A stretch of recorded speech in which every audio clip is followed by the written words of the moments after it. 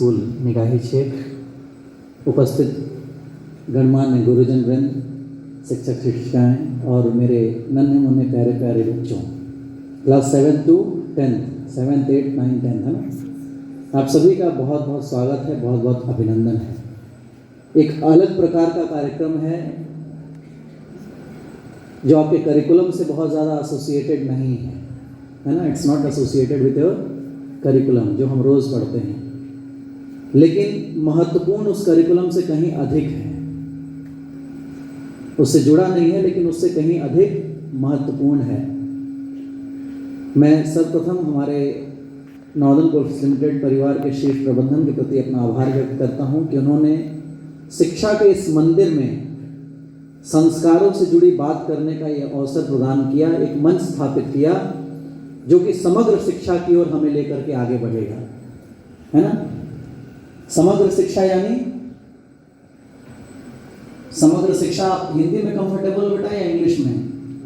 Will go with both, है ना, दोनों, है ना। आजकल कोई पूर्णतः हिंदी भी नहीं आता, पूर्णतः अंग्रेजी भी नहीं आता, बड़ी विडंबना है। तो एक समग्र शिक्षा की ओर आगे बढ़ने का एक मंच तैयार किया हमारे शीर्ष प्रबंधन ने कि हम विद्या के मंदिर में बैठ करके संस्कारों की बात कर सकें, जिससे कि हमारी शिक्षा परिपूर्ण हो सके, पूर्ण हो सके, है ना। For the all around development, holistic development madam ने कहा ना, जिससे कि हमारा सर्वांगीण विकास हो सके। ऐसा विचार हमारे शीर्ष नेतृत्व के मन में आया और उन्होंने इस मंच को तैयार किया, जबकि हम अपनी 50वीं सालगिरह मना रहा है कोल इंडिया, है ना, 50th anniversary, golden jubilee celebrations की ओर हम आगे बढ़ रहे हैं। हमने शिक्षा के संस्थान स्थापित किए हैं, विद्यालय स्थापित किए, लेकिन विद्यालय में जो करिकुलम के साथ हमारे बच्चे जुड़ते हैं, उसके साथ साथ कुछ और भी मिलना चाहिए बच्चों को। करिकुलम खेलकूद से आप तो जुड़े हुए हैं, लेकिन there something else and apart from that required, जिससे कि हमारी एजुकेशन होलिस्टिक हो सके। तो उसी के लिए ये सीरीज प्रज्ञान के नाम से रखी गई है, प्रज्ञान संस्कारों की प्रेरणा। तो will start with this session. मैं पुनः एक बार आप सभी का अभिवादन करता हूं, आप सभी को नमन करता हूं, आप सभी का अभिनंदन करता हूं। बहुत बहुत स्वागत है। देखिए, जहां श्रेष्ठ जन बैठे हों, गुरुजन बैठे हों, वहां मुझ जैसे का कुछ भी बोलना ये थोड़ी सी धृष्टता है, लेकिन फिर भी चूंकि प्रबंधन की इच्छा है और मेरी भी प्रसन्नता है कि मैं आप सबसे जुड़ सकूं और संस्कार के विषय पर कुछ बात कर सकूं, इसलिए मैं पूरी प्रसन्नता के साथ आप सबसे कुछ बातें करूंगा। हम कोई लेक्चर नहीं देंगे, हम संवाद करेंगे। क्या करेंगे? संवाद करेंगे। और संवाद यानी कम्युनिकेशन, है ना, and so it should be two way, है ना, बाई डायरेक्शनल होना चाहिए ना। तो कुछ हम कहेंगे, कुछ आप कहेंगे, और दोनों मिल करके विषय की गहराई को समझने का प्रयास करेंगे। अच्छा, ये बताइए मुझे, प्रज्ञान इसका नाम रखा गया, है ना। हर नाम के पीछे कोई ना कोई कारण होता है। कौन कौन ये मानता है? हर बच्चे का जो नाम है, उनके माता पिता ने कुछ सोच के रखा होगा। चिंटू टिंकू की बात मैं नहीं कर रहा हूँ, तो घर में बुलाने के नाम है ना। लेकिन हर बच्चे का नाम कुछ ना कुछ सोच के रखा गया होगा, कुछ अपेक्षाओं के साथ रखा गया होगा, है ना। ये जो प्रज्ञान नाम है, प्रज्ञान किस किस ने सुना है? Anybody who has heard of Pragyan? हाथ उठाए बच्चे। कोई एक बच्चा बता दे प्रज्ञान कब सुना है? प्रज्ञान चंद्रयान 3। तो छोटे बच्चों से पहले पूछूंगा, बेटा सुना है? क्या है बेटा? Very nice. This is the first school जहां पे रेस्पॉन्सिव बच्चे हैं, दे नो कि प्रज्ञान सुना कहाँ है। Otherwise I had to tell. It was very lately in the news. अभी हाल ही की न्यूज में था, चंद्रयान 3 जो मिशन लॉन्च हुआ था, उसके लैंडर का नाम था या रोवर का? रोवर का। Very nice. लैंडर का क्या नाम था? विक्रम। सो नाइस, विक्रम, है ना, वेरी नाइस। प्रज्ञान जो नाम रखा है हम लोगों ने, ये भी कुछ सोच के रखा। चांद तक कौन पहुंचा? चांद तक कौन पहुंचा? विक्रम भी पहुंचा, प्रज्ञान भी पहुंचा, दोनों पहुंचे। Vikram lander also landed on the surface of the moon, और उसमें से फिर रोवर निकला। अग्री? यानी चांद तक विक्रम भी पहुंचा। देखिए इसरो के साइंटिस्ट ने भी कितना सोच समझ के नाम रखा होगा। I would try and connect you with them. उनकी सोच से शायद यही सोच रही होगी सर इस नाम को रखते समय। चांद तक विक्रम भी पहुंचा और चांद तक प्रज्ञान भी पहुंचा। लेकिन जरा ये बताइए कि अगर ये रोवर नहीं होता, अगर प्रज्ञान नहीं होता, तो विक्रम चांद पर लैंड करके भी कुछ स्टडी कर सकता था क्या? क्या चंद्रयान मिशन सार्थक होता? Would you all call it to be a successful mission? Had Pragyan not landed on the surface of moon? मानते क्या हम इस मिशन को सक्सेसफुल? नहीं मानते। That implies कि चांद तक विक्रम भी पहुंच सकता है, यानी हम अपने पराक्रम से, अपने पुरुषार्थ से चांद तक तो पहुंच सकते हैं।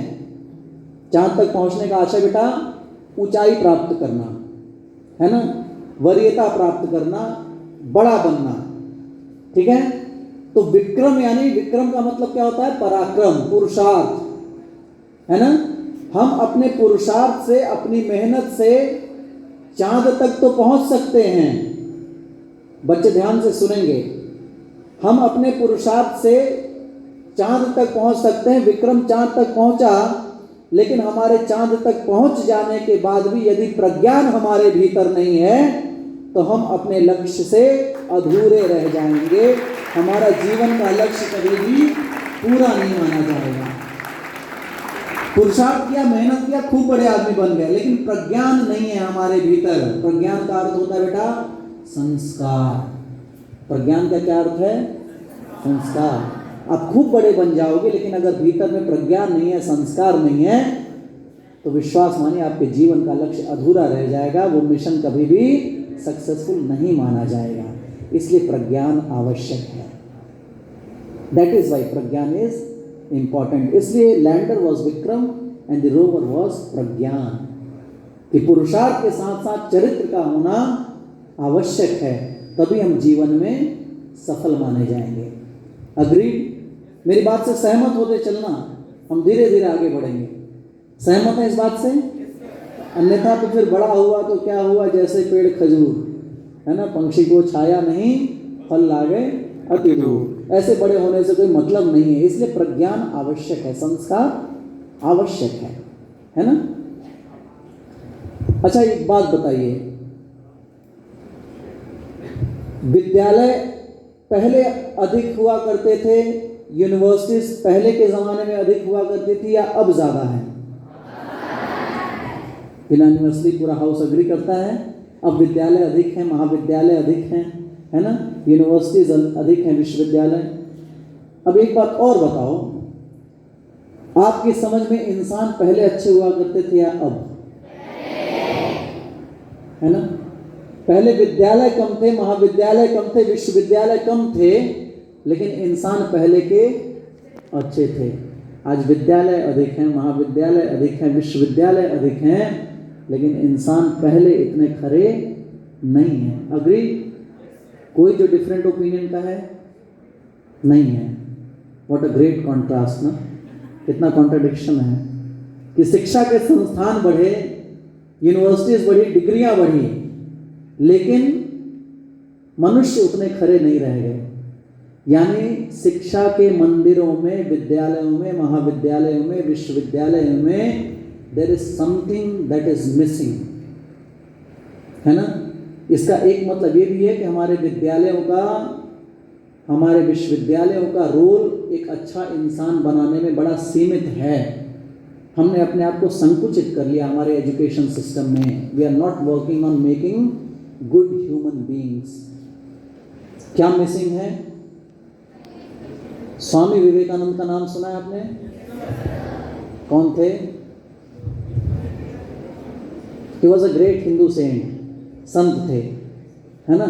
संत किसी जाति धर्म के नहीं होते। महापुरुष तो मनुष्य जाति के, ना हिंदू इस्लाम के अनुयायी वे मनुष्य धर्म के, ना गीता ना कुरान के। बात यही जो समझ सको तो समझो, एक विधाता है और हर रिश्ते से बड़ा है मानव, मनुज मनुज का नाता है। मनुष्य से मनुष्य का संबंध सबसे बड़ा है। मैं जिन महापुरुषों का भी नाम लूंगा वो किसी जाति धर्म के नहीं होंगे, है ना? क्यों? क्योंकि महापुरुष ह्यूमैनिटी के होते हैं, है ना? महापुरुष किसके होते हैं? मनुष्यता के होते हैं, ह्यूमैनिटी के होते हैं, वो किसी जाति धर्म के नहीं होते, है ना? तो स्वामी विवेकानंद ने कहा है कि एजुकेशन कंप्राइजेस ऑफ 3 कंपोनेंट्स। क्या क्या? 3 कंपोनेंट हैं एजुकेशन के, ठीक है? क्या क्या है? कौन कौन मानता है कि we are all getting educated here in the sense हमारे जो educational institute, I am not talking about DPS Nigahi only, है ना? कौन कौन मानता है कि हम सच में शिक्षित हो रहे हैं? पीछे 3-4 बच्चे हैं, और कोई नहीं मानता? आप सब एजुकेटेड नहीं हो रहे हो रहे हैं, तो फिर कॉन्फिडेंटली हाथ उठाओ। मुझे पूरा विश्वास है कि ठाकुर साहब के विद्यालय में हर बच्चा एजुकेटेड हो रहा है, शिक्षित हो रहा है, मुझे इसमें कोई शंका नहीं है। इसलिए आप भी शंका मत रखिए, दोनों हाथ उठाइए। कौन कौन एजुकेटेड हो रहा है? भरोसे के साथ उठाओ, मुझे भरोसा है। हाँ, एजुकेशन होता क्या है अब मैं बताता हूँ। Education according to Swami Vivekananda it comprises of 3 components. The first one is knowledge. क्या? नॉलेज। सीबीएसई स्कूल में पढ़ रहे हो, एक अच्छे प्रतिष्ठित स्कूल में आप सब पढ़ रहे हो, नॉलेज आपको खूब दिया जा रहा है। आपके शिक्षक शिक्षिका जो भी हैं, जो टीचर्स हैं, they are well qualified, educated to make you all, है ना? आप सबको ज्ञान देने में कोई कमी नहीं होगी, खूब आपको नॉलेज मिल रहा है। But it is only the first component, 1 component of education. Knowledge को आप कल्पना करिए कैसी है? एक तलवार के जैसी। कैसी? तलवार के जैसी। नॉलेज आपको मिल रहा है विद्या के मंदिर में, शिक्षा के मंदिर में, ठीक है? यानी आपके पास तलवार आ गई। The second component is skill. Knowledge के साथ क्या होना चाहिए? स्किल।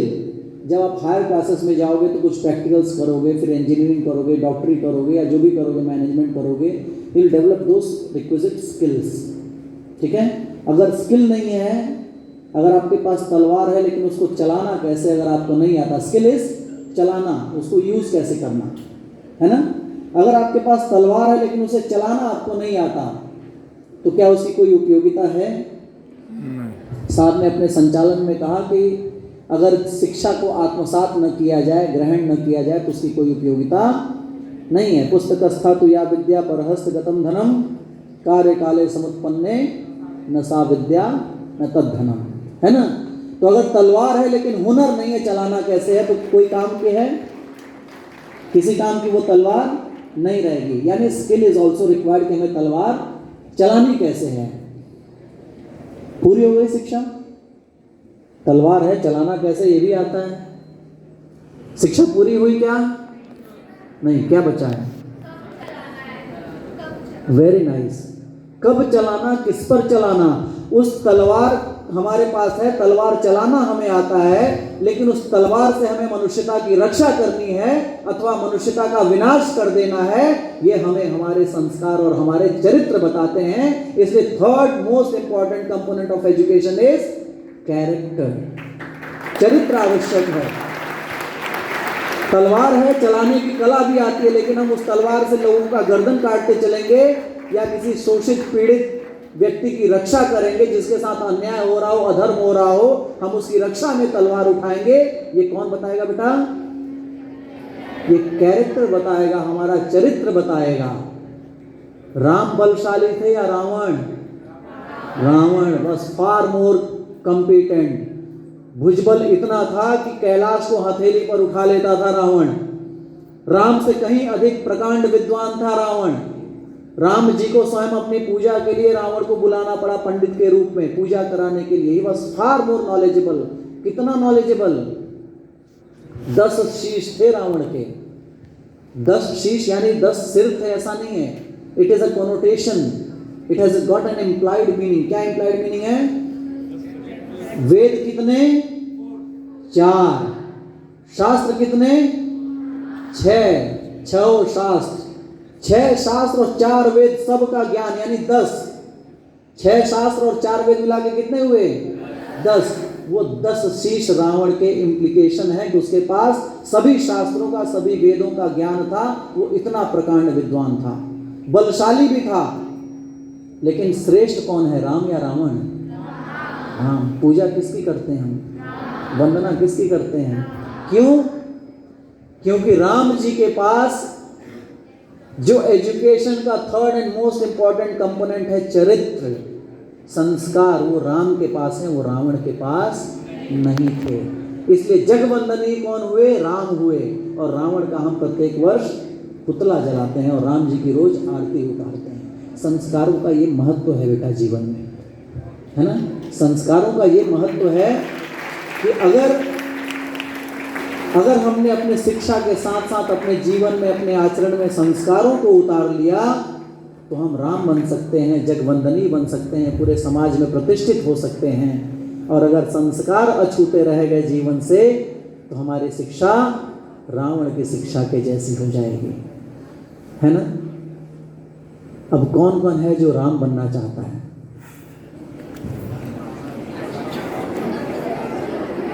The entire house, है ना?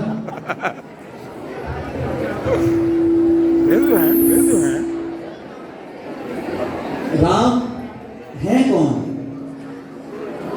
राम कौन है? बोलो बेटा, फिर से बोलिए। भगवान है। मैं डिफर करता हूं, राम भगवान नहीं है। आई डिफर। पुरुषोत्तम है। पुरुषोत्तम का संधि विच्छेद करिए।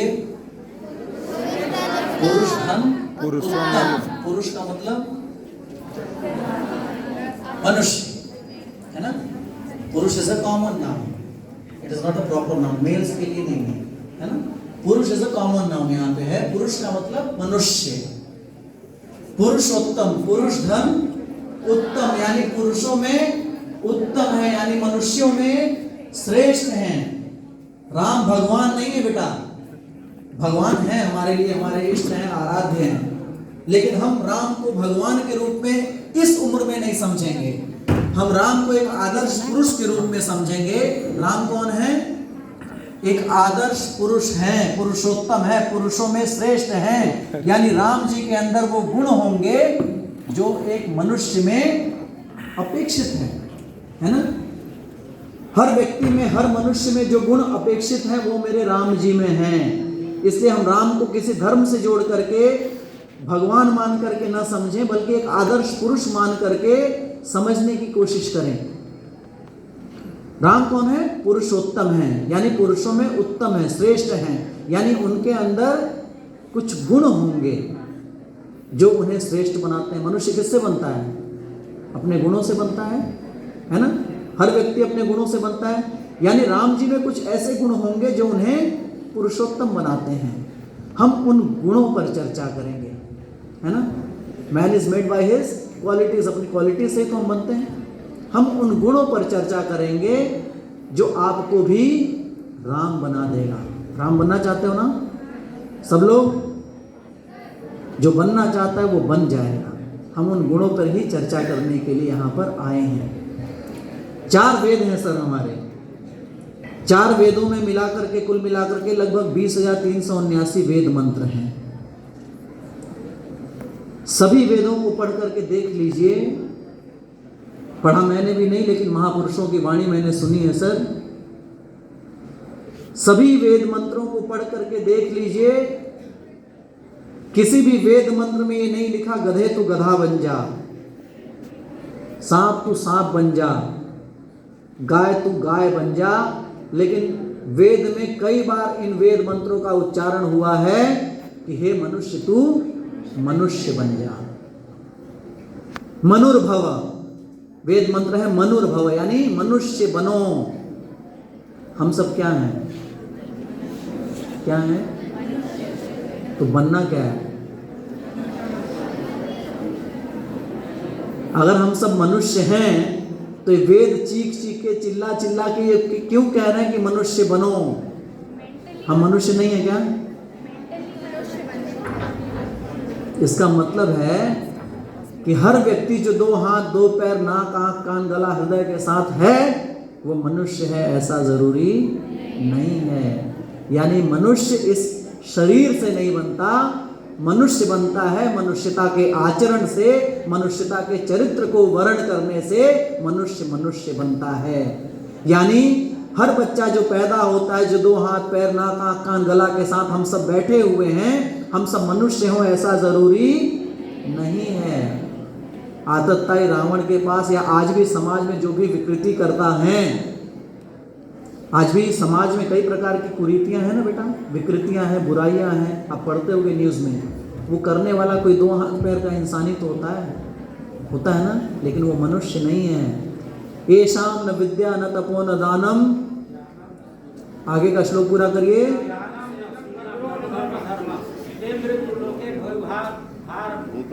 ते मृत्यु लोके भूभार भूता मनुष्य रूपे मृगाश्चरन्ति। जिसके पास ये गुण नहीं है वो मनुष्य नहीं है, वो मनुष्य रूप में है लेकिन पृथ्वी पर जानवर के जैसा है। यानी मनुष्य वही है जिसके अंदर मनुष्यता के गुण हो, है ना।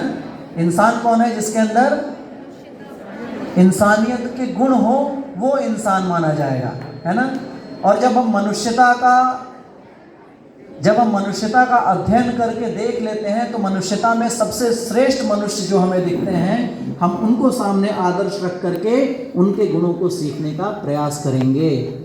कौन है मनुष्यों में सबसे श्रेष्ठ? श्री राम मर्यादा पुरुषोत्तम है ना।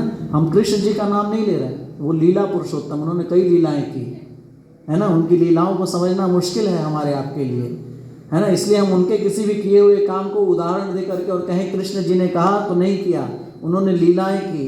इसलिए बच्चों के सामने, हमारे आपके सामने आदर्श कौन होने चाहिए? राम जी, है ना। जो पुरुषों में श्रेष्ठ हैं, मनुष्यों में श्रेष्ठ हैं, हम उनके आदर्शों को ग्रहण करेंगे। क्या बताया राम जी ने? संस्कारों की पूरी पाठशाला है राम जी। इनफैक्ट रामायण जी के जितने भी कैरेक्टर्स हैं, जितने भी चरित्र हैं, पात्र हैं, वो सब संस्कारों का निकष है। निकष यानी निचोड़ हैं। अगर हम उनके चरित्र को देख लिए तो हमने संस्कारों की पूरी पोथी पढ़ ली, है ना। 6 शास्त्र सब ग्रंथन को रस, सारे शास्त्रों वेदों का निचोड़ है किसमें? रामायण में, राम जी के चरित्र में। अच्छा, राम जी के चरित्र में और कृष्ण भगवान के चरित्र में फर्क क्या है? एक ही रूप है दोनों, है ना। मानते हैं इस बात को? एक ही रूप है। दोनों में फर्क क्या है कि राम जी ने पहले चरित्र को जिया है। क्या किया है? जिया है। उसके बाद कृष्ण भगवान ने, राम जी ने जिस चरित्र को जिया है उसी का वाचन किया है। A true leader is one who leads by his action, not by words, है ना। A true leader is one who leads by his action. आप अपने टीचर्स को, अपने पेरेंट्स को देख करके जितना सीखते हो उतना शायद उनकी बताई हुई बात से नहीं सीखते, है ना। सबकॉन्शियसली आप ऑब्जर्व करते हो, मेरा बेटा मेरी तरह बोलेगा, है ना, मेरी तरह बिहेव करेगा। क्यों? क्योंकि मुझको देख करके सीखता है वो, है ना। तो राम जी ने पहले जिया कि बेटा ऐसे जिया जाता है, फिर कृष्ण भगवान ने उसी का उपदेश किया। बस यही फर्क है रामायण और गीता में। एक जीवन का संस्कार है, जी करके बताई गई है, और दूसरी कह करके बताई गई है, प्रीचिंग है ना। इसलिए हम संस्कारों के कुछ बीज लेने का प्रयास करेंगे, है ना, राम जी के जीवन से। चूंकि हमें सबको क्या बनना है? बनना है ना। एक बार फिर हाथ उठाइए, किस किस को बनना है? मैं विषय से थोड़ा सा इतर करके एक बात कहता हूँ। मैंने थापर साहब से बड़ी सुंदर एक वाणी सुनी है और मैंने उसको याद भी किया है सर, कि वो भक्ति की वाणी है। हम उस पर चर्चा करेंगे। वो शायद कुछ आपसे बड़े उम्र के बच्चों के लिए होगी या फिर हमारे आपके लिए है कि तन धन संपे सुख दियो, अर्जे निकहे धाम, रे नानक सुन रे मना, सुमिरत कई न राम, है ना सर। सुमिरत क्यों न राम, कि हमें ऊपर वाले ने सब कुछ दिया। तन दिया, तन यानी शरीर, धन दिया, है ना, संपे सुख यानी सारी सुख सुविधाएं दिया, है ना। अर्जे निकहे धाम, सुंदर क्वार्टर्स में हम रहते हैं, C type, D type, B type, MQ, एक सुंदर सुख सुविधाओं से सुसज्जित क्वार्टर में हम है ना। बिजली है, पानी है, सब कुछ है, सारी सुविधाएं हैं। सब कुछ होने के बाद भी, है ना, नानक देव जी महाराज कहते हैं, किससे कहते हैं? मन से कहते हैं, अपने आप से कहते हैं, है ना। क्या कहते हैं कि रे मन, तू सब कुछ तेरे पास है, सब कुछ होने के बाद भी तू राम जी का स्मरण क्यों नहीं करता, है ना। राम का स्मरण करने से मतलब दिन भर बैठ के आरती उतारना नहीं है बेटा, है ना। राम का स्मरण करने से मतलब दिन भर आरती उतारने से नहीं है। क्या मतलब है?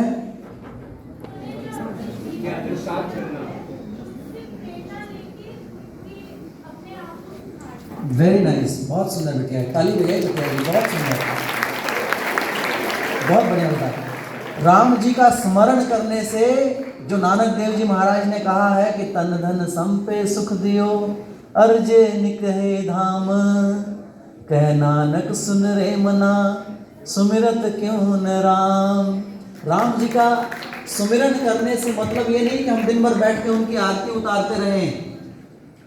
आप सबने सुना होगा कि a man is made by his own thoughts, सुना है? देखिए, हमारे धर्म ग्रंथों में, हमारे शास्त्रों में जो महापुरुषों की जीवनी है ना, उसमें कोनोटेशंस बहुत हैं। We have to learn to read between the lines. शाब्दिक अर्थ हम सब समझते हैं। इस सेशन का मतलब यही है कि कुछ उन शब्दों के बीच में जो अर्थ छुपा है, उस अर्थ को हम ग्रहण करें।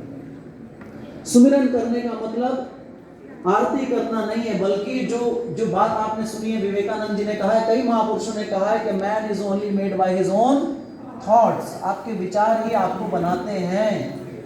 स्मृति में अगर हमारे सुमिरन में कोई श्रेष्ठ पुरुष है, अगर राम हमारी स्मृति में है ना, अगर कलाम साहब हमारी स्मृति में है, अगर स्वामी विवेकानंद हमारी स्मृति में है, अगर गुरु नानक देव जी महाराज हमारी स्मृति में है, अथवा कोई भी आदर्शवान पुरुष हमारी स्मृति में है, हम उसका सुमिरन करते रहते हैं। सुमिरन यानी याद करते रहना, अपनी स्मृति में बार बार उस विचार को दोहराना कि हमें राम जैसा बनना है, हमें स्वामी विवेकानंद जैसा बनना है, हमें डॉक्टर कलाम साहब की तरह बनना है, या जो भी आपके आदर्श पुरुष हों, जब आप बार बार उनका सुमिरन करते रहेंगे। यहाँ नानक देव जी महाराज जी ने राम इसलिए कहा कि राम पुरुषोत्तम है, पुरुषों में सबसे श्रेष्ठ है। अगर आपको सबसे अच्छा इंसान बनना है तो आप उनका स्मरण करते रहिए। तो राम जी को स्मरण करने से मतलब है हम उनको ध्यान में रखें, अपने सन्मुख रखें, हमेशा उनकी तरफ देखते रहें, यानी अपने सामने आदर्श के रूप में उन्हें स्थापित कर लें। जो भी लक्ष्य आपके जीवन का हो, आप उसको अपने सामने स्थापित कर लीजिए, उसी को राम बना लीजिए। जीवन में बड़ा किस किस को बनना है बेटा? सबको बनना है ना।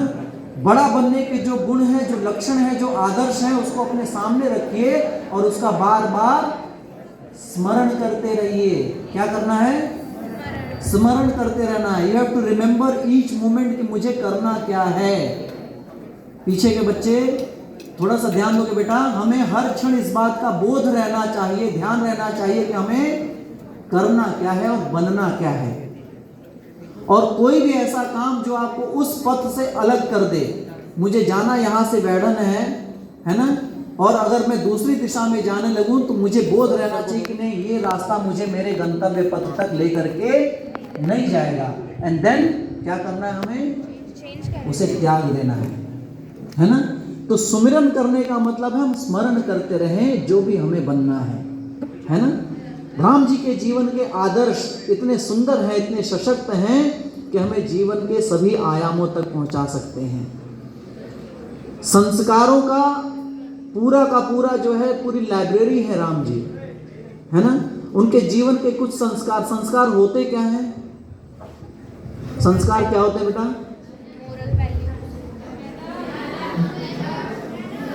मैनर्स, और अंग्रेजी में मैं मतलब संस्कार मैनर्स हैं, ठीक है। सेक्रेमेंट्स वैसे कहते हैं, है ना। है क्या? What does it comprise of? अच्छे कार्य। कुछ बताइए नाम, बोलो बेटा। Moral ethics, what does it compose, उसके कंपोनेंट्स क्या क्या हैं?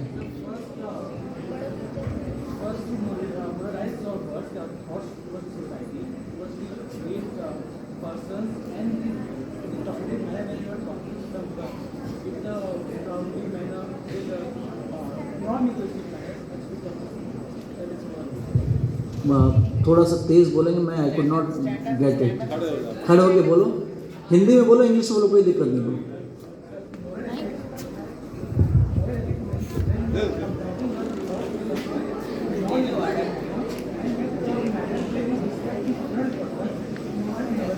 रेस्पेक्ट, है ना, रेस्पेक्ट यानी आदर।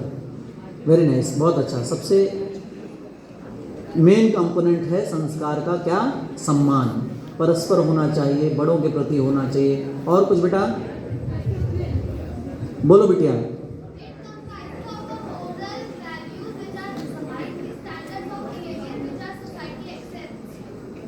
गुड। मोरल बिहेवियर्स के कुछ ब्रेक करिए, उसको और तोड़िए।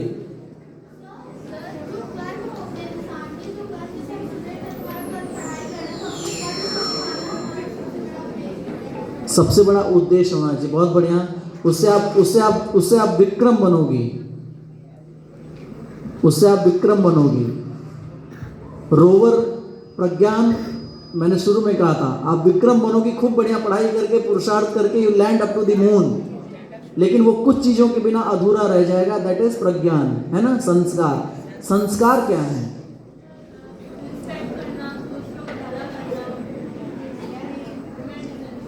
समझ गई? खूब अच्छा पढ़ के दूसरों का भला करें, समाज का भला करें, है ना। To give back to this society, बड़ों का आदर करें, है ना। बोलो बेटा बोलो।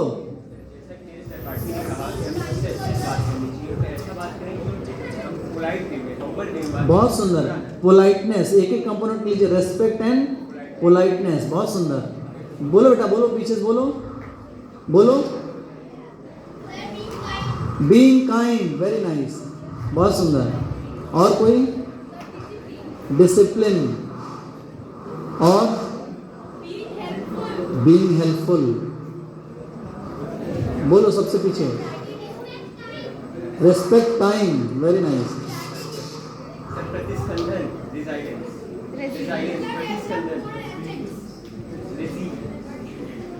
रेजिलियंस, बोलो बेटिया, ऐसे भी बोल दो, मैं सुन लूंगा। बोलो। ग्रैटिट्यूड, है ना, कृतज्ञता, बहुत सुंदर। बोलो बेटा। सपोर्टिंग ह्यूमैनिटी, बोलो।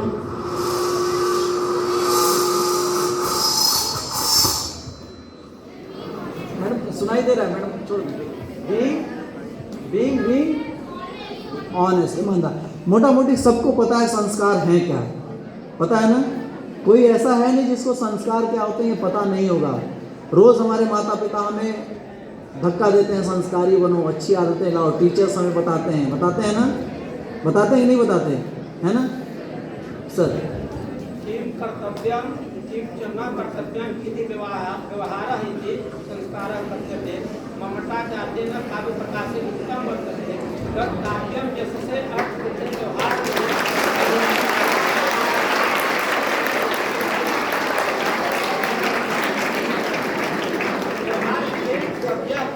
पर निर्वृत्ते शिवेतरक्षते।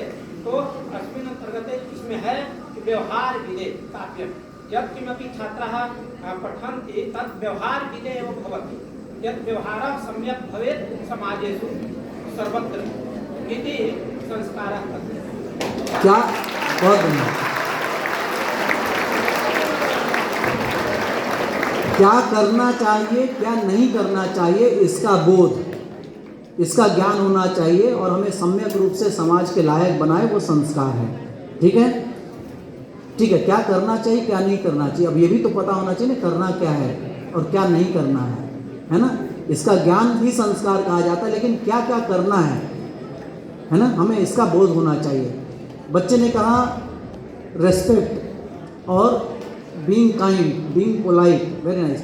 एक संस्कृत में श्लोक है कि अभिवादन शीलस्य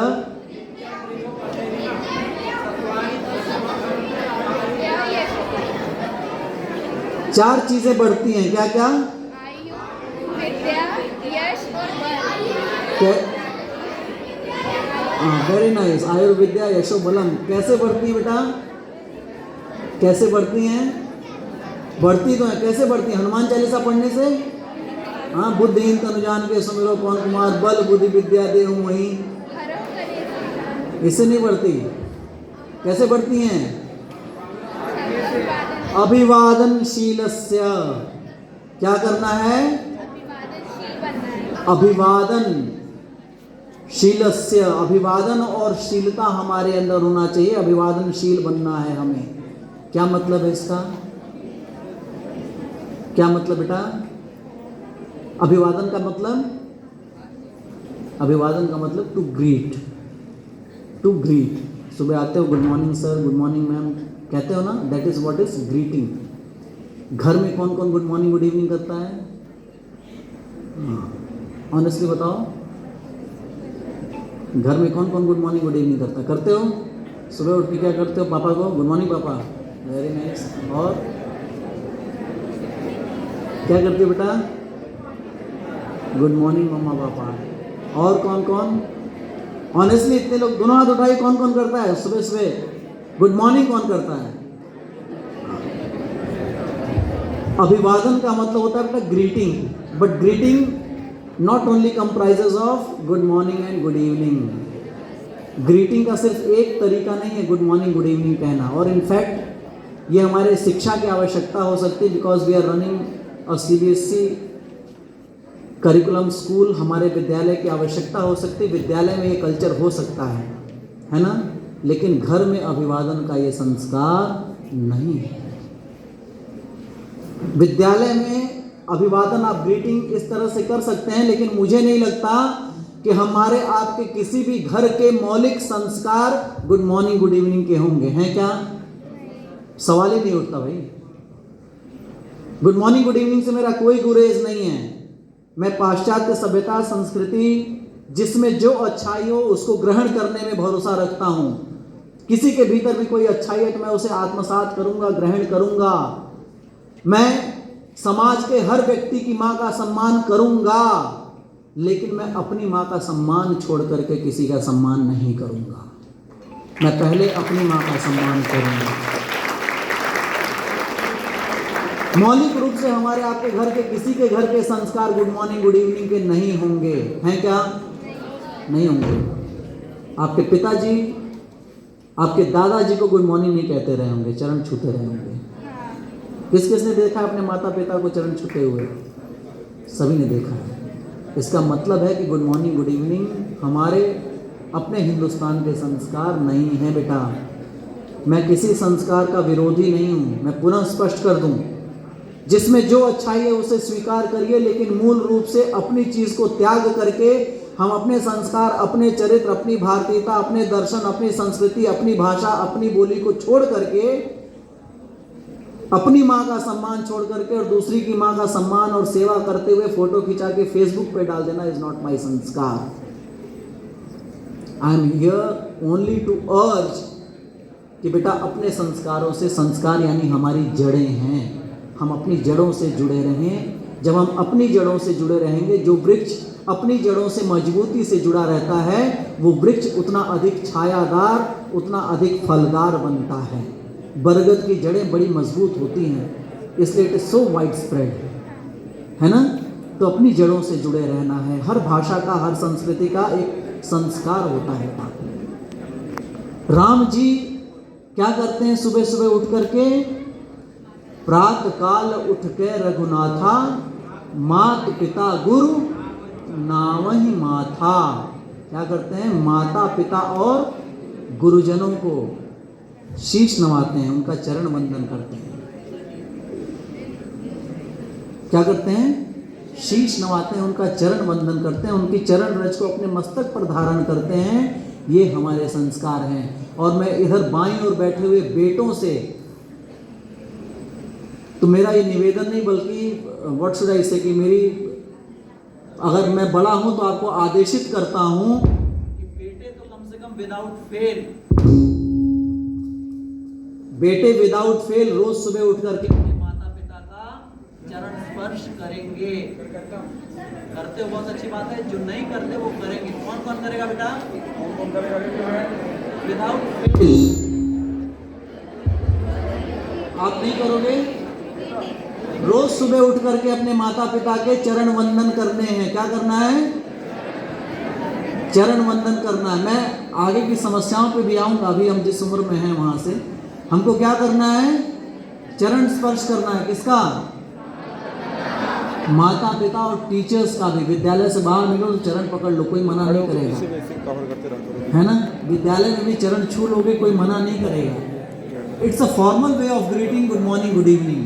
लेकिन हमारे मन के जो भाव है, जो सम्मान है, वो तो चरण स्पर्श करने से ही व्यक्त होता है। और विश्वास मानिए, जब आप मुझे गुड मॉर्निंग बोलोगे तो मैं आपको क्या बोलूँगा? Good morning. लेकिन जब आप मेरा चरण स्पर्श करोगे तो मैं बोलूँगा सुखी रहो, यशस्वी भव, चिरंजीवी भव, यही बोलूँगा ना। आशीर्वाद तो उसी से मिलता है, प्रणाम करने से, है ना? आशीर्वाद लीजिए। क्या लेना है हमें? आशीर्वाद लेना है। कैसे? माता पिता के चरण स्पर्श करके। बेटियां भी जिनके घर में वर्जित ना हो, लड़कों को मैंने इसलिए आदेशित किया कि करना ये, क्योंकि लड़कों को कोई मनाही नहीं है। लड़कियों को घर में हो सकता है कहीं पे वर्जित हो कि बेटी मेरा पैर नहीं छुएगी।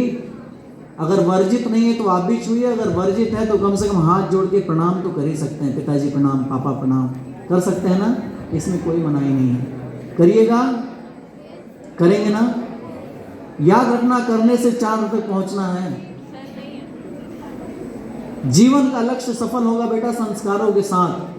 मैं इसको अपने जीवन के छोटे से अनुभव से भी बता सकता हूं।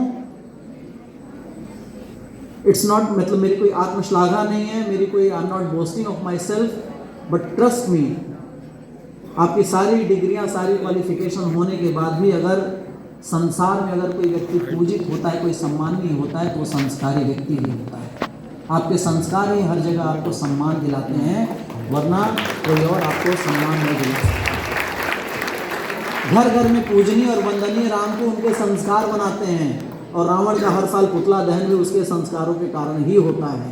हमें डिसाइड करना है कि बनना क्या है, इसलिए संस्कार बहुत आवश्यक हैं। तो क्या करना है? सबसे पहले प्रातः काल उठ के रघुनाथा, मातु पिता गुरु नावहि माथा। सबसे पहले उनको प्रणाम करना है। करेंगे? दोनों हाथ उठाइए। कौन कौन करेगा? Without fail. जो चरण छुएगा, लड़के तो छुएंगे, लड़कियां कम से कम प्रणाम करेंगे अगर चरण स्पर्श नहीं करते तो। इवन आपके टीचर्स का भी कल्चर में है, टीचर्स का भी यहाँ जो भी वैल्यूज है उसको फॉलो करिए, बट बाहर मिले जरूर चरण स्पर्श कर लीजिए, उससे आपको आशीर्वाद ही मिलेगा। ठीक है? पहली चीज। दूसरी चीज, अभिवादन हो गया, है ना? अभिवादन होने का प्रमाण दिया राम जी ने कि वो भी करते थे। अभिवादन शीलस्य नित्यम वृद्धोपि सेविनः। शीलता भी एक गुण है उनके अंदर, है ना? यानी शालीनता। शालीनता यानी ह्यूमिलिटी, काइंडनेस, पोलाइटनेस। आपने कहा ना, बीइंग पोलाइट, बीइंग हम्बल, ये भी एक बहुत बड़ा गुण है। संस्कार है हमारे। क्या है? संस्कार है। हम्बल कितना होना? हम्बल होने का मतलब छोटा बन के रहना। क्या है? छोटा बन के रहना। छोटा बनने में कोई नुकसान है क्या? छोटा बनने में कोई नुकसान? किस किस को लगता है छोटा बनने में नुकसान है? हाँ, वो छोटे को लगता होगा। भारी नुकसान है बड़े भाई बहन के कपड़े और उसकी किताबें, उसका बैग दे दिया जाता है ना? जो बड़ा भाई बहन है उसी की पुस्तकें, उसी का बैग, उसी का बस्ता दे दिया जाता है।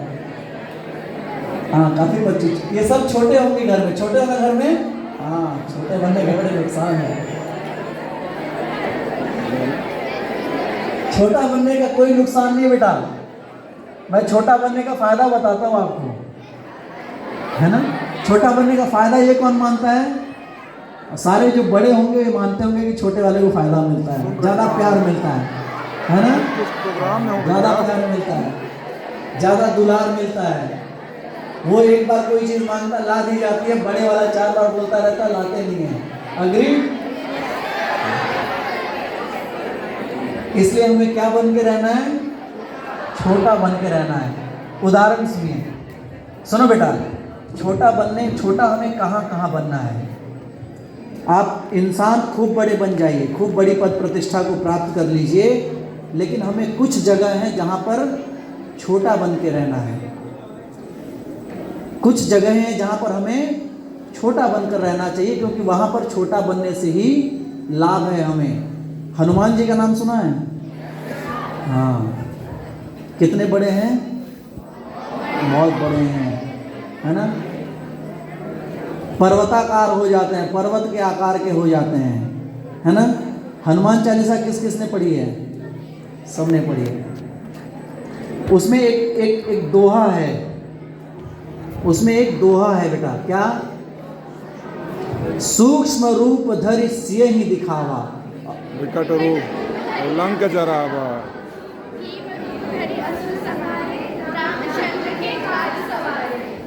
अब ये बताइए, बहुत सुंदर, एक बार तालियां बजाएं आप लोग। You are so good responsive, बहुत अच्छा आप लोग रेस्पॉन्ड दे रहे हैं। मुझे, मैं साहब से उनके कमरे में भी बोला था, सर मुझे पूरा भरोसा है कि आपके विद्यालयों में इस थर्ड कंपोनेंट ऑफ एजुकेशन, जो कैरेक्टर है, जो चरित्र है, जो संस्कार है, उसकी कमी नहीं होगी।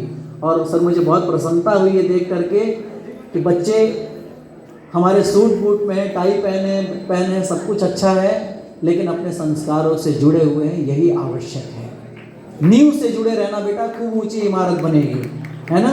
और ये नींव की बातें हैं। सूक्ष्म रूप धरि सिय ही दिखावा, विकट रूप धरि लंका जरावा। हनुमान जी पर्वताकार विकट रूप रख करके लंका को जलाते हैं। कितना बड़ा रूप रख के? विशाल रूप, है ना। लेकिन सीता मैया से मिलते हैं कैसा रूप रख के? सूक्ष्म रूप धरि सिय ही दिखावा, यानी और हनुमान जी माता सीता को क्या बोलते हैं? राम दूत मैं मातु जानकी, हे माँ मैं राम जी का दूत हूँ। यानी क्या कहते हैं, क्या संबोधन है? माँ, है ना। हनुमान जी ये बात सिखाते हैं। हनुमान चालीसा हम रोज पढ़ते हैं, लेकिन शायद आपका ध्यान इन पंक्तियों के अर्थ की तरफ नहीं गया होगा। हनुमान जी हमें सिखाते हैं कि जिसको माँ बोलना ना, उसके सामने कभी बड़ा मत बनना। हनुमान जी चाहते तो विकट रूप धर के माता सीता के सामने भी प्रस्तुत हो सकते थे ना। राक्षसों का डर उन्हें नहीं है। अशोक वाटिका उजाड़ दी, राक्षसों का संहार किया, राक्षसों का डर तो नहीं था ना। लेकिन माता सीता के सामने मिले तो कैसे मिले सर? सूक्ष्म रूप धरी, बड़ा काम किए, लेकिन माँ से मिलने आए तो छोटा बन करके आए, माँ के सामने बड़े नहीं बने। हनुमान जी सिखाते हैं कि माता से, पिता से और गुरुजनों से कभी भी बड़े बन करके मत मिलना। छोटा बनने में फायदा है। छोटा बनने में क्या फायदा मिला हनुमान जी को? माता सीता ने उन्हें अष्ट सिद्धि नौ निधि का दाता बना दिया कि तुम्हारे पास 8 सिद्धियां 9 निधियां होंगी और इतनी होंगी कि तुम दूसरों को दे सकोगे। ये आशीर्वाद किसने दिया? माता सीता ने अपने बेटे को दिया। क्यों दिया? क्योंकि हमेशा छोटे बन करके उनके सामने आए। खूब आशीर्वाद मिलता है बेटा। हनुमान जी सिखा रहे हैं कि माता पिता और गुरुजनों के सामने कभी भी बड़ा नहीं बनना। बड़ा यानी खूब बड़े बन जाना, लेकिन बड़े होने का अहंकार मत रखना कि अब मैं अपने पिता से ज़्यादा समझदार हो गया हूँ, मेरी माँ तो कुछ नहीं जानती, इसको कुछ समझ ही नहीं आता। होता है ना। अक्सर हम बच्चों में, जिस उम्र के आप हो बेटा, अक्सर हमें लगता है कि मेरी माँ को तो कुछ आता ही नहीं है। मैं डीपीएस में पढ़ता हूँ, मेरी माँ को नहीं आता लिखने पढ़ने। आप में से कईयों की माता जी ऐसा होंगी, हो सकता है जिनको लिखने पढ़ने नहीं आता हो। मेरी माँ को नहीं आता, लेकिन हम बड़े भी हो गए उन्हीं के आशीर्वाद से, है ना। मैं प्रबंधकीय पद पर हूँ, सरकार की कृपा से मुझे साहित्य अकादमी द्वारा सम्मानित भी किया गया।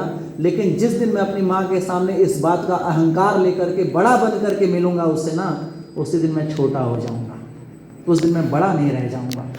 इसलिए माता पिता और गुरुओं के सामने हमेशा छोटे बन करके मिलिए, है ना। सूक्ष्म रूप धरि सिय ही दिखावा। और जब काम करने निकलिए तो खूब बड़े बन जाइए, खूब बड़ी पद पे आइए, प्रतिष्ठा पे आइए। विकट रूप धरि लंका जरावा, है ना। जब समाज का उत्थान करना हो, समाज में कुछ अच्छा करना हो, तो खूब बड़े पद को प्राप्त होइए।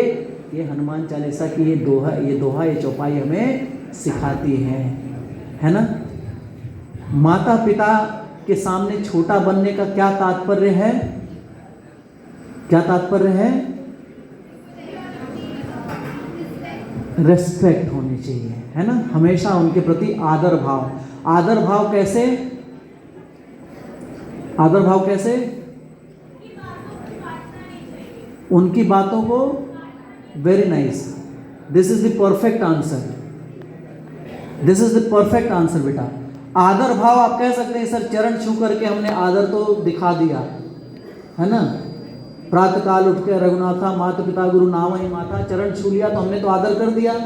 नो, वो तो हमने आशीर्वाद दिया, लेकिन सम्मान का सिर्फ एकमात्र प्रतीक चरण स्पर्श करना नहीं है। बहुत सुंदर बेटा, बहुत अच्छी बात आपने कही। सम्मान का प्रतीक क्या है? मैं अपने टीचर्स की रेस्पेक्ट करता हूँ, अपने पेरेंट्स की रेस्पेक्ट करता हूँ, इसका क्या मतलब है? उनकी बात को मानना। सबसे बड़ा सम्मान आप अपने पिताजी को बोलो, माँ को बोलो कि मम्मी मैं रोज आपके चरण दबाऊंगा, और लेकिन आपकी एक भी बात नहीं मानूंगा। क्या बोलेगी मम्मी कि यार तू बेटा एक काम करना, तू मेरी कभी चरण मत दबाना, कभी चरण मत छूना, लेकिन मेरी सारी बात मानना। ये मैं यूं ही नहीं कह रहा बेटा, जो तुमने कहा ना ये राम जी ने किया है, ये राम जी ने किया है। क्या बताया उन्होंने? मातु पिता और गुरु की वाणी बिना विचार करिए शुभ जानी। उस पर without giving it a second thought हमें उनकी बात को मानना चाहिए। इसमें एक डिस्क्लेमर है जो मैं लास्ट में दूंगा, है ना। हम बच्चों के लिए क्या आदर्श है कि हम अपने माता पिता और गुरुजनों की बात को माने, और कैसे माने? राम जी ने क्या कहा है? राम जी ने एक बड़े सुंदर बात कही है सर। पहले बताइए, राम को वन भेजा गया था, मालूम है? वनवास 14 वर्ष का, है ना। किसने भेजा था? फिर से बोलिए, फिर से बोलिए।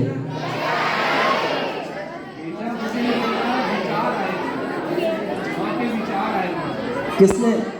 ठीक है, किसी की इच्छा थी, जिस इच्छा से वो गए थे। किसने भेजा बेटा? नहीं, दशरथ।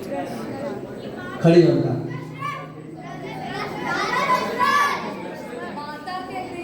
माता कैकेयी ने, माता कैकेयी ने नहीं भेजा था। किसने भेजा था? माता कैकेयी ने। ये संस्कार हैं। मैं बताता हूँ माता कैकेयी में क्यों सुनना चाहता था। हम बोल रहे थे कैकेयी, नाम सही है, लेकिन माता कैकेयी ने। बिटिया ने कहा कि उनकी माँ कैकेयी नहीं, उनकी माता ने। एक और बच्ची ने कहा था माता कैकेयी ने। एक बार जोरदार ताली बजाओ।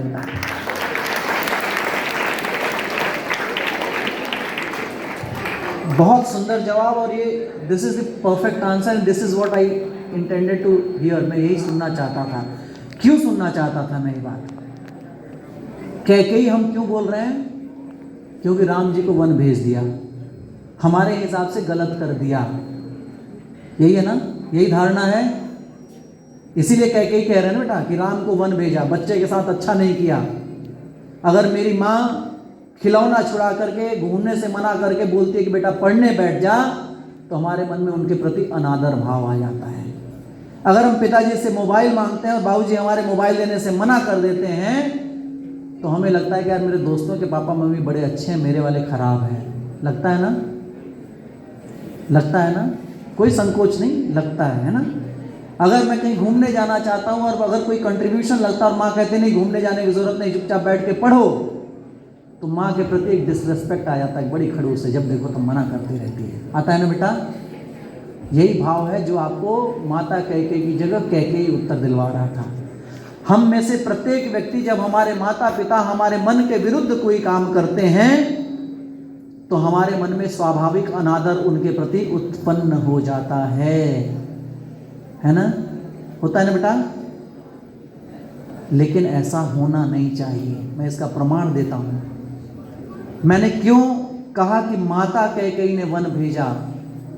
क्योंकि जो माँ अपने बच्चे को सुख सुविधाओं से लेस करती है, जो माँ उन्हें खाली भोग उपभोग की वस्तुएं देती है, वो वास्तव में माँ नहीं है, वो वास्तव में अपने बच्चे का निर्माण नहीं करती।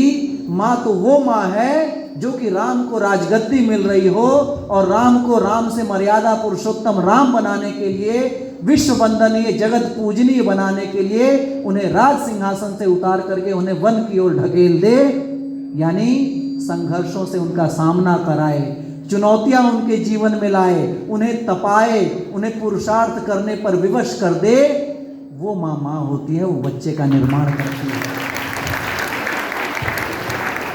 राम को मर्यादा पुरुषोत्तम श्री राम माता कौशल्या ने नहीं बनाया। किसने बनाया? माता कैकेयी ने बनाया, क्योंकि वो जानती है कि मेरे बेटे को अगर मैंने राज सिंहासन लेने दिया तो जैसे राम के कुल के दशरथ जी थे, दिलीप, अज, रघु सब लोग थे ना, हम में से कितने लोग दशरथ जी की पूजा करते हैं? कोई करता है क्या? कितने लोग लौकुश की पूजा करते हो भाई? न राम के पिताजी की, न राम जी के संतानों की किसी की पूजा नहीं करते, राम की करते हैं। क्यों? क्योंकि राम अगर सिंहासन पर बैठे रह जाते तो उन्हें भी हम खाली दशरथ का पुत्र राम जानते। वो जगत पूजनी, घर घर में पूजा नहीं होती उनकी। लेकिन राम चूंकि वन को गए, पुरुषार्थ किया, अपने आप को तपाया, निखारा, जगमंगल किया, समाज का उत्थान किया, राक्षसों का संहार किया, पृथ्वी का त्रास हरे, इसलिए हम उनकी पूजा करते हैं। तो राम को श्री राम किसने बनाया? माँ ने बनाया बेटा, माँ ने बनाया।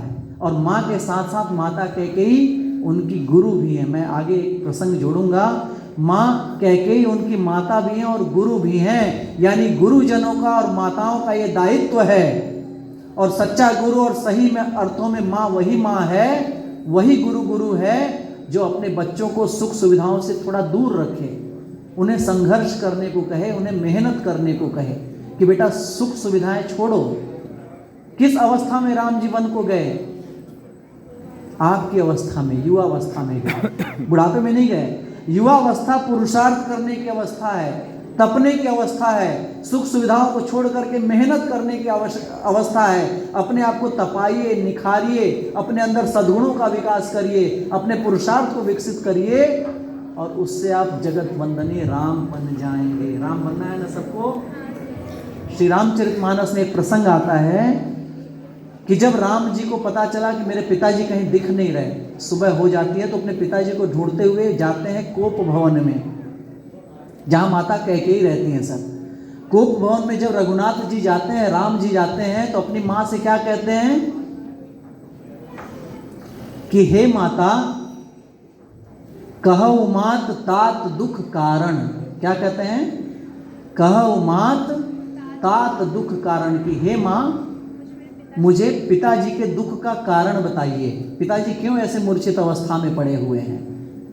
क्या कहते हैं बेटा? शब्दों का देखिए, शब्द कितने महत्वपूर्ण है और कितना सुंदर सीख है इन शब्दों में। राम जी क्या कहते हैं कि कहु मात तात, मेरे साथ दोहराओ, कहु मात तात दुख कारण। किसको कह रहे हैं? माता कैकेयी को। क्या कह रहे हैं कि हे माता जी, हे माता जी मुझे पिताजी के दुख का कारण बताइए। कहु मात तात दुख कारण, करिए जतन जेहि होई निवारण, ताकि मैं ऐसा कर सकूं जिससे पिताजी का दुख कम हो सके। लेकिन राम जी ने माता कैकेयी को क्या कहा? माता, कहु मात तात दुख कारण। ध्यान रखना, क्या कहा? माता। कब? जब कैकेयी मैया से मिलने गए, अभी वनवास नहीं हुआ है। अभी कैकेयी मैया ने बताया नहीं है कि मैंने दो चीजें मांगी है, तुमको वनवास और भरत को राज्य। तो उसके पहले राम जी उनको कैसे संबोधित कर रहे हैं? माता कह करके। माता, हम समाज में कोई भी बड़ा बुजुर्ग व्यक्ति मिलता है तो हम उसे माँ जी, माता जी कहते हैं। कहते हैं सर? मैं अगर आपकी माता जी से मिलूंगा तो माता जी कहूँगा, माता जी प्रणाम। साहब की माता जी से अगर मिलने का मुझे तो सौभाग्य मिला है, मैं मिला हूँ, उनका आशीर्वाद मुझे मिला है, हम माता जी कह के संबोधित करते हैं समाज में। करते हैं बेटा ना? माता, हम समाज के किसी भी वरिष्ठ जन को या किसी मित्र के या किसी भी ज्येष्ठ व्यक्ति की माँ को माता कहते हैं। ये हमारी संस्कृति है। कहते हैं बेटा। अब दर्शन करिए, माता कैकेयी ने बता दिया कि तुम्हारे पिताजी के दुख का कोई कारण नहीं राम, मैंने तो बस इनसे दो वरदान मांगे, पहला तुम्हें वनवास और दूसरा भरत को राज्य। राम जी दुखी नहीं हुए। अब राम जी का संबोधन सुनिएगा सर, संस्कार यहां है। राम ने पहले माता कैकेयी को माता कह करके संबोधित किया, लेकिन जैसे ही उन्हें पता चला कि मेरी माता कैकेयी ने मेरे लिए वन भेजने की रचना बनाई है, माता कैकेयी को वो क्या कह के संबोधित करते हैं। राम जी को लगता है कि शायद मेरी माता कैकेयी को मुझे वन भेजने में ग्लानि महसूस हो रही होगी, शायद उनको गिल्टी लग रहा होगा, गिल्टी फील कर रहे होंगे कि मुझे राम को वन भेजना पड़ रहा है। वो अपनी माँ को संबोधन क्या करते हैं सुनिएगा। राम जी जब पता चल गया कि वन जाना है, माता कैकेयी को क्या कहते हैं, सुनु जननी सोई सुत बड़ भागी। क्या कहे, सुनु जननी सोई सुत बड़ भागी, जो पितु मात वचन अनुरागी। क्या कहते हैं, सुनु जननी, हे मेरी जननी। पहले क्या कहा था, हे मेरी माता। और जब पता चला कि वन को जाना है तो क्या बोलते हैं, जननी। जननी आप किसी की भी माँ को नहीं बोलोगे बेटा, कि मेरी माँ ने मेरे लिए पुरुषार्थ का रास्ता चुना है। उन्होंने कहा सुनु जननी, यानी मुझे जन्म देने वाली राम जी इस बात को महसूस करते हैं कि आज मेरा पुनर्जन्म हुआ है। आज से अब मैं राम नहीं रहूंगा, आज से अब मैं मर्यादा पुरुषोत्तम राम बन जाऊंगा। इसलिए उन्होंने कैकेयी मैया को जननी कहा कि आपने मुझे जन्म दिया है माँ। यानी माँ ने उनके लिए वन भेजने की रचना बनाई, लेकिन राम जी ने उनका अनादर नहीं किया, बल्कि और अधिक सम्मान देते हुए माता से जननी कह दिया। कि राम जी को जन्म किसने दिया, माता कैकेयी ने। असल राम को जिनको हम घर घर में पूजा करते हैं, उस राम की जन्मदात्री मैया कैकेयी हैं, है ना। और ये राम जी के संस्कार हैं कि जब हमारे माता पिता हमारे लिए कुछ कठिन रास्ता बनाएं, कुछ सुख सुविधाओं का अभाव कर दें, हमारे मन के इच्छा अनुसार सब कुछ ना करें ना, तो ये मानिए कि वो हमारा निर्माण कर रहे हैं, हमारा परिष्कार कर रहे हैं, हमें और अच्छा बना रहे हैं, है ना। समझ में आया बेटा। अगर माता पिता हमारे लिए कुछ कठिनाई उपस्थित करते हैं, अगर हमारे गुरुजन हमें डांटते हैं, हम में से कितने बच्चे जो माता पिता डांट दिए तो अपमानित हो जाते हैं, कभी नहीं होना। माता पिता अगर तोड़ने भी लगे ना तो भी प्रसन्न हो जाइए। गुरुजन अगर एकाध जमा दें, आज के विद्यालयीन शिक्षा की बड़ी विडंबना है कि बच्चों से ज़्यादा शिक्षकों को अनुशासित रहना है, इतना बांध दिया है हमने उन्हें। ऐसा कुछ भी नहीं, माता पिता और गुरुजनों की डांट फटकार मार हमें बनाती है बेटा, है ना। इसलिए अगर माता पिता गुरुजन अगर हमें थोड़ा डांट भी दें, है ना, कुछ चीज़ें हमारे मन के अनुरूप न करें, तो ये मानिए, क्या मानना है, क्या मानना है, कि हमारे भले के लिए। बेटा बोलो, क्या मानना है, कि हमारा परिष्कार ही कर रहे हैं, हमारे अच्छे के लिए कर रहे हैं, है ना। समय है सर यार। तो हमें क्या विचार करना है, बच्चे वही भाग्यशाली हैं, सौभाग्यशाली हैं जो माता पिता के वचन अनुरागी है, चरण अनुरागी नहीं। सम्मान देने का हमने पूछा ना, सम्मान देने का क्या सबसे अच्छा होता है, सिर्फ चरण छूना उनका सम्मान का प्रतीक नहीं है, बल्कि उनकी बात को सुनना, मानना, बिना तर्क किए, बिना कुतर्क किए। बच्चे वही सौभाग्यशाली हैं जे पितुमात चरण अनुरागी नहीं।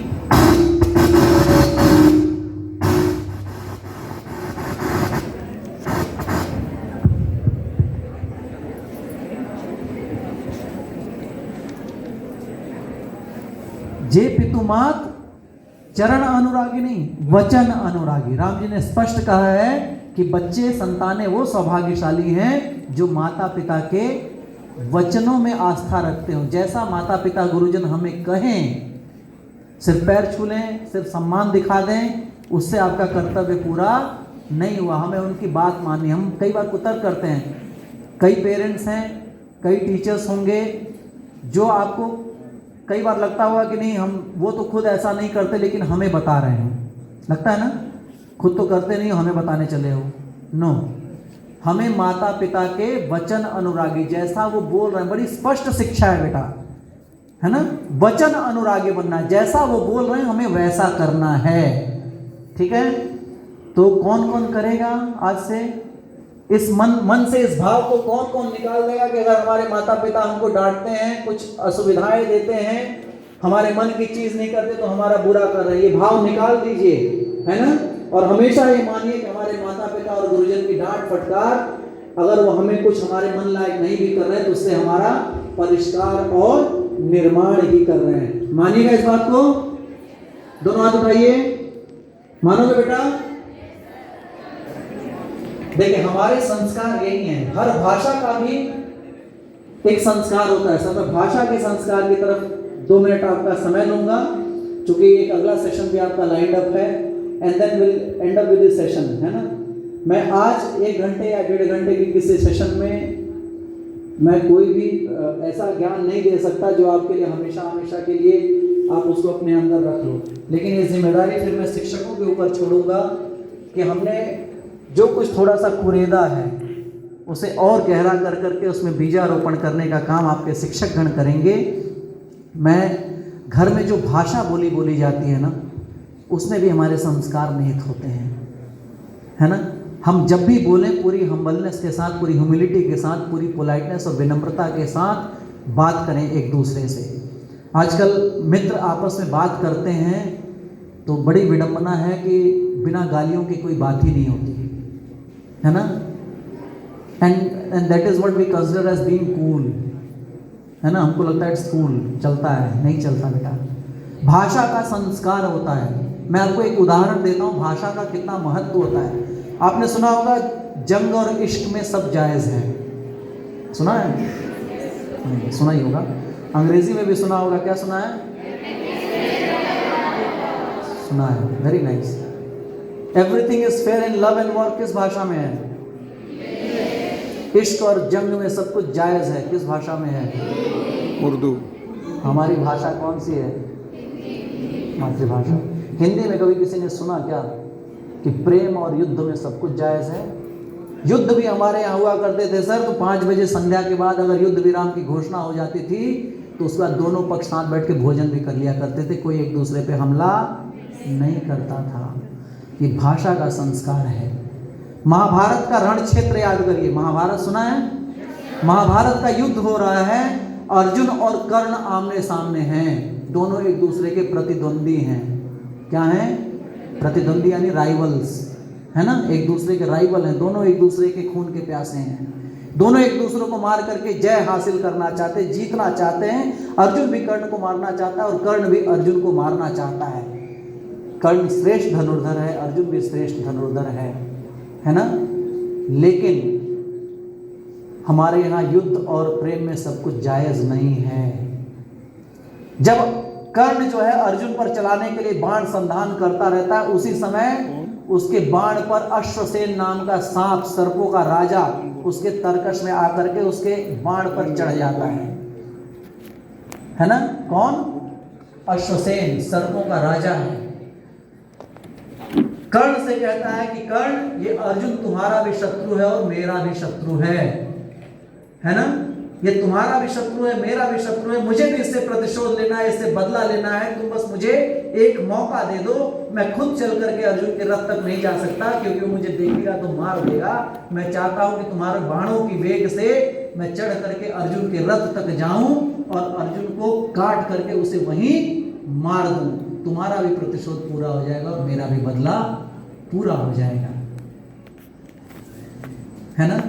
तुम्हारा भी प्रतिशोध पूरा हो जाएगा, मेरा भी प्रतिशोध पूरा हो जाएगा। मुझे बस एक अवसर दो, मुझे बस अर्जुन के रथ तक पहुंचा दो, मैं तुम्हारी बाणों पर चढ़ करके अर्जुन के रथ तक जाना चाहता हूं। कर्ण का जवाब सुनिएगा। ये भाषा के संस्कार हैं, ये हमारी भारतीयता के संस्कार हैं। Not everything is fair in love and war also. Arjun कहता है कि तेरी सहायता, कर्ण कहता है अश्वसेन से कि तेरी सहायता से जैतो मैं अनायास पा जाऊंगा आने वाली मानवता को, लेकिन क्या मुख दिखलाऊंगा। कि तुम्हारी मदद से मैं जीत तो जाऊंगा तेरी सहायता से जय तो मैं अनायास पा जाऊंगा, आने वाली मानवता को लेकिन क्या मुख दिखलाऊंगा। अर्जुन है मेरा सहज शत्रु, पर सर्प नहीं वह नर ही है। अर्जुन है मेरा सहज शत्रु, पर सर्प नहीं नर ही तो है। अरे संघर्ष सनातन नहीं, शत्रुता इस जीवन भर ही तो है ना। संघर्ष सनातन नहीं, शत्रुता इस जीवन भर ही तो है। फिर तेरी सहायता लेकर के मैं उसको अगर मार दूं तो इस कलंक को कहां तक ढूंढूंगा। यानी हमारे यहाँ शत्रुता भी सनातन नहीं होती, शत्रुता भी किसी से सनातन नहीं हो। कहता है इस जन्म भर का तो दुश्मनी है भैया, लेकिन अर्जुन मनुष्य है, सांप नहीं है ना। इसलिए मैं एक सांप की सहायता लेकर के और एक मनुष्य को मारूं, ये मेरे लिए शोभा नहीं देता। तो भाग यहाँ से और उसे भगा देता है। जरा कभी एक काम करें, है ना। ये संस्कार है कि हम अगर युद्ध भी करें तो नीति के साथ करें, अगर हम दुश्मनी भी पालें ना तो नीति के साथ पालें, राम और रावण की तरह पालें। अनैतिक युद्ध न करें कभी किसी से, अनैतिक किसी का नुकसान न करें। मैं और अधिक समय न लेता हुआ, चूँकि there is a different session line up for you, है ना, जिसमें आपको कुछ लीगल इश्यूज के बारे में बताएगा। Towards my NCL management, towards Delhi public school Nigahi family and fraternity, especially Thapar साहब and all the teachers, and to all you dear students. आप सब एक बार अपने लिए जोरदार ताली बजाइए। Most respected Pani Pankaj Pandey sir, GMIR headquarters, Secretary PTA body, teachers, lovely children. I wish we had an auditorium with more capacity, wherein we could have accommodated all the children for today's session. It was a wonderful session, Pani Pankaj ji, and I hope you spare your valuable time again with us somewhere in October, where we would love to have you with us to address children of even classes 2 to 5, 2 to 6. Today we had 7 to 10. So 2 to 5 also, or 2 to 6 also, I'm sure will benefit from your sessions. Last year also you were with us when we had called you to felicitate you on the launch of your book, Bal Ramayan. That was an address that you had given to the morning assembly. But today's session was for a longer time, and I'm really very happy to see you evolving so much. We have a very long time association. We know each other for the past, I think, more than 10 to 12 years now. Each time we meet, I feel that you have grown more from your previous status. So wish you all the best for future. Children, I wish we had more time today to listen to him. And I'm sure each one of you would agree with me that we all enjoyed each and everything that he had tried to tell us. The difference between Vikram and Pragyan is well registered. We all are very good at becoming Vikrams. We all have very good knowledge, whether we are teachers, whether we are children. हम सब बहुत अच्छे विक्रम बन गए हैं, बन रहे हैं। लेकिन क्या बनना है हमें? प्रज्ञान भी बनना है। वहां हमारी कमी है। प्रज्ञान यानी कि we have to implement the knowledge that we have. पानी पंकज जी ने कहा कि हम मनुष्य जीवन जी रहे हैं, और मनुष्य बनना, हम सभी मनुष्य नहीं हैं. We are not all human beings, because we are developing, and development will come from the Gyan, knowledge. Knowledge will lead us. I would like to add to that in spite of having knowledge also, if we are not implementing that knowledge in our life, then again that knowledge is also a waste. तो विक्रम हम सब बन रहे हैं, पर ज्ञान बनना बाकी है. हम उस ओर जाना जरूरी है. Select the right path. We always talk of the power of choice. Power of choice is there with us to select between good and bad. And our intelligence and conscience is there with us. All of us have that, and we know the difference.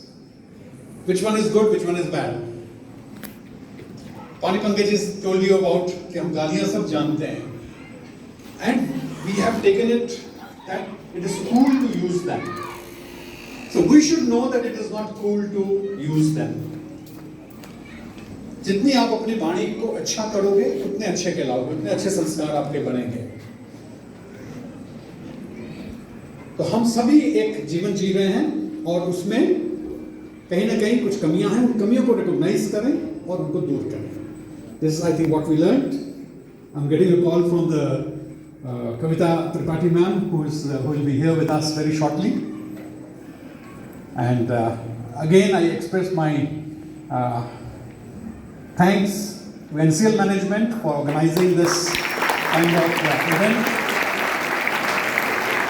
Thanks to Pani Pankaj sir for sparing his time. And we look forward to his visit again. Thanks to Gaurav sir, Vijay sir for sparing their time to be with us. I know how difficult it is to come from the offices. So with your coming over here, we are really motivated that yes, we are all going together.